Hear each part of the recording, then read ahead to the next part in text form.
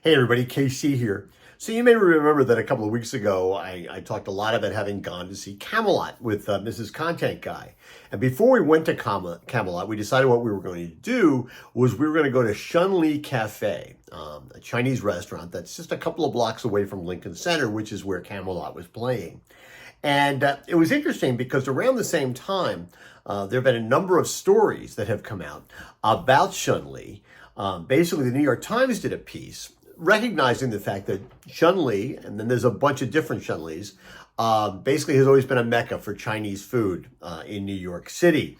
And that they opened a new location up on West 98th Street.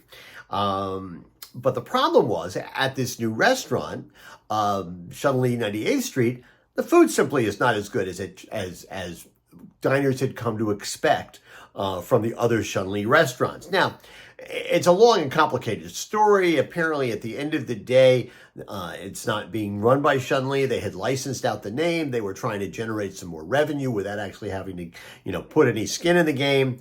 But basically, the message is this new outpost was basically hurting the restaurant's brand equity.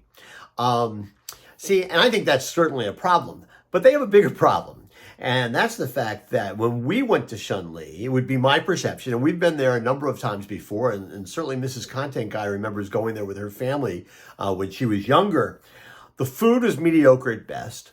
The service was perfunctory, and the bill was really expensive, especially when you measure it against what we had to eat.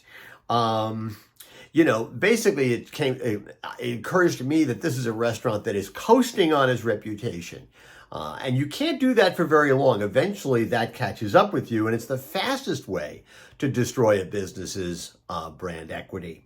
I can remember a long time ago, Norman Mayne telling me that, something that he was always very aware of at Dorothy Lane Markets is that reputation is something you have yesterday, right? It's great to have a terrific reputation, but a reputation is by its very definition in the past.